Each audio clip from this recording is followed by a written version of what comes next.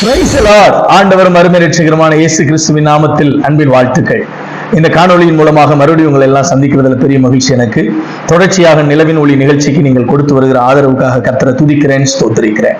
என் அன்புக்குரியவர்களை, இந்த வாரத்துல இன்றிலிருந்து தொடர்ச்சியாக ஒரு 7 நாட்கள் ஒரே தலைப்பில் உங்களோடு கூட ஆண்டுடைய வார்த்தையை நான் சொல்ல விரும்புகிறேன். நான் ஆண்டுடைய சமூகத்தில் ஜெபித்துக் கொண்டிருக்கும் பொழுது ஆண்டவர் என்னோடு கூட ஒரே ஒரு வார்த்தையை எனக்கு திரும்ப திரும்ப உணர்த்தினார். அதை மையமாக வைத்து ஒரு 7 நாட்கள் ஒரு தொடர் செய்தியாக இந்த நிலவின் ஒளியில நான் உங்களோடு பகிர்ந்து கொள்ள போகிறேன்.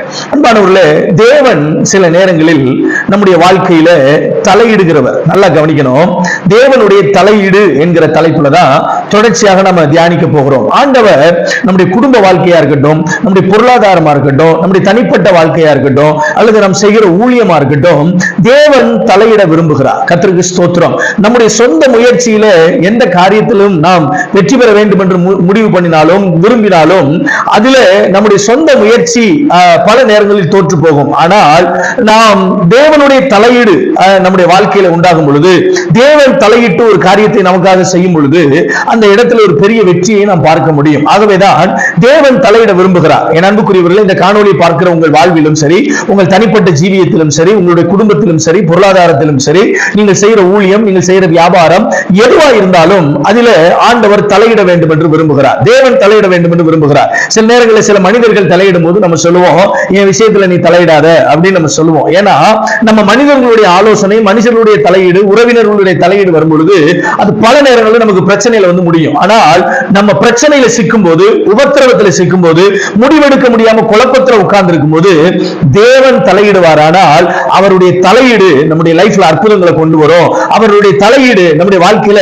நம்ம எந்த இடத்துல போராடிட்டு இருக்கிறோமோ அந்த இடத்துல ஒரு பெரிய விடுதலை கொண்டு வரும். தேவன் தலையிடும் போது அவர் நமக்கு நல்ல ஆலோசனைகளை கொடுத்து நேர்த்தியான வழியில நம்மளை நடத்துவார். கவனிங்க, இன்றைக்கு தேவனுடைய தலையீட்டுல முதல் பகுதி என்ன அப்படின்னா, ஆதியாகமம் 1வது அதிகாரம் 1-2 வசனத்தை நீங்க படிச்சு பாத்தீங்கன்னா, ஆதியிலே தேவன் வானத்தையும் பூமியையும் சிருஷ்டித்தார். பூமியானது ஒழுங்கின்மையும் வெறுமையுமாய் இருந்தது. ஆழத்தின் மேல் இருள் இருந்தது. தேவ ஆவியானவர் ஜலத்தின் மேல் அசைவாடி கொண்டிருந்தார். என் அன்புக்குரியவர்களே, வேதம் சொல்லுது, ஆண்டவர் வானத்தையும் பூமி சிருஷ்டித்த பிற்பாடு வானமும் பூமியும் ஒழுங்கின்மையுமாக இருந்தது, வெறுமையுமாக இருந்தது. பூமியானது ஒழுங்கின்மையும் வெறுமையுமாய் இருந்தது என்று நம்ம வேதத்திலே வாசிக்கிறோம். ஒரு பெர்ஃபெக்ஷன் இல்லாம இருந்துச்சு. நல்லா கவனிக்கணும். அங்கே ஜலத்தின் மேல் ஆவியானவர் அசைவாடி கொண்டிருந்தார். என் அன்புக்குரியவர்களே, நல்லா கவனிக்கணும். ஜலத்தின் மேல் தேவ ஆவியானவர் அசைவாடி கொண்டிருந்தார் அப்படின்ற அந்த அசைவாடி கொண்டிருந்தார் என்ற வார்த்தையை சரியான மொழிபெயர்ப்புல சரியான அந்த அர்த்தத்தை நம்ம தேடி கண்டுபிடிச்சோம் அப்படின்னா அதற்கு வேத வல்லுநர்கள் வித்தியாசமான வார்த்தைகளை சொன்னாலும் நான் ஒரே ஒரு அர்த்தத்தை மட்டும் சொல்ல விரும்புகிறேன். ஜலத்தின் மேல் அசைவாடி கொண்டிருந்தார் என்ற வார்த்தைக்கு அர்த்தம், ஜலத்தின் மேல் ஆவியானவர் அவன் பூமி வெறுமையும் ஒழுங்கின்மையுமாய் இருந்த அந்த பூமியை காத்து கொண்டிருந்தார். நான் இப்படி சொல்லுவேன், அடைகாத்து கொண்டிருந்தார் என்று சொல்லுவேன். ஆமென். ஏற்கனவே அது ஒழுங்கின்மையாக இருக்கிறது, வெறுமையாக இருக்கிறது.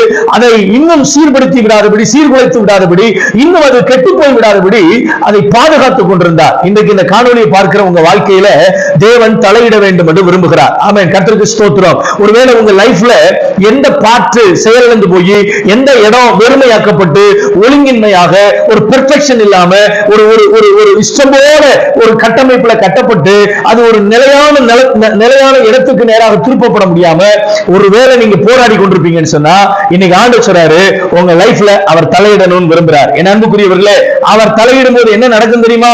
நான் சொல்லுவேன், அவருடைய தலையீடு உண்டாகும் போது நீங்கள் பாதுகாக்கப்படுவீர்கள். அவன் வெறுமையாக்கப்பட்ட இடத்துல, தோற்று போகிற மாதிரியான சூழ்நிலையில, அவன் ஒரு பெர்ஃபெக்ஷன் இல்லாத, குழப்பத்தோட, முடிவெடுக்க முடியாத ஒரு தடுமாற்றத்தோட இருக்கக்கூடிய உங்க லைஃப்ல ஆவியானவர் தலையிடும் போது உங்க லைஃப்ல ஒரு பாதுகாப்பு உண்டாகிறது. என் அன்புக்குரியவர்களே, தேவன் தலையிட்டு வெறுமையா இருந்த இந்த பூமியை, அவன் ஒழுங்கின்மையா இருந்த இந்த பூமியை ஆண்டவர் ஒழுங்குபடுத்தினார், சீர்படுத்தினார். எப்படி? தன்னுடைய வார்த்தையினாலே. என் அன்புக்குரியவர்களே, வேதத்துல கீழே நீங்க படிச்சு பார்த்தீங்கன்னு சொன்னா, தேவன் வெளிச்சம் உண்டாக கடவுது என்று சொன்னார், வெளிச்சம் உண்டாயிற்று, வெளிச்சம் நல்லது என்று கண்டார். நல்லா கவனிக்கணும். அவன் வெளிச்சத்தையும் இருளையும் தேவன் வெவ்வேறாக பிரித்தார். ஒவ்வொரு காரியத்தையும் ஆண்டவர் உருவாக்கும் போது தன்னுடைய வாயின் வார்த்தையினால் உருவாக்கினார் என்று வேதத்தில் வாசிக்கிறோம். இந்த காணொலியை பார்க்கிற உங்க வாழ்க்கையில கூட வெறுமையும் ஒழுங்கின்மையுமா இருக்கக்கூடிய உங்களுடைய வாழ்க்கையின் கட்டமைப்பு, உங்க குடும்ப கட்டமைப்பு, உங்க பொருளாதார கட்டமைப்பை ஆண்டவர் சீர்படுத்த வேண்டும் என்று விரும்புகிறார்.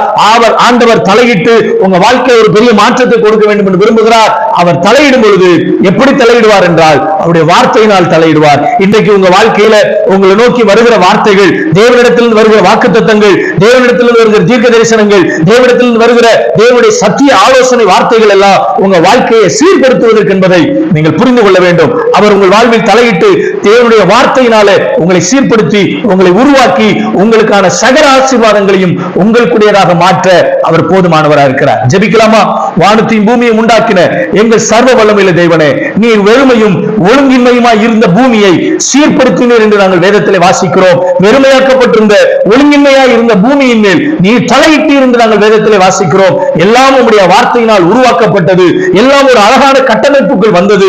இந்த காணொலியை பார்க்கிற ஒவ்வொருவருடைய வாழ்விலும் கட்டமைக்கப்பட வேண்டிய இடங்கள் கட்டமைக்கப்படுவதற்கு, சீர்படுத்தப்பட வேண்டிய விஷயங்கள் சீர்படுத்தப்படுவதற்கு, உருவாக்கப்பட வேண்டியவர்கள் உருவாக்கப்படுவதற்கு நீ தலையிடுவீராக. இந்த இரவிலே உம்முடைய வார்த்தையினால் உம்முடைய பிள்ளைகளை சீர்படுத்துவீராக, அற்புதம் செய்வீராக. இயேசு கிறிஸ்துவின் நாமத்தில் ஜெபிக்கிறேன் நல்ல பிதாவே. ஆமென், ஆமென். God bless you. சீரடைய பண்ணுவதற்காகவே தேவனுடைய வார்த்தை உங்களை நோக்கி வருகிறது. உங்கள் வாழ்விலே அவர் தலையிட்டு உங்களுக்கு அற்புதம் செய்ய போகிறார். God bless you. கர்த்தர் நாமம் மகிமைப்படட்டும்.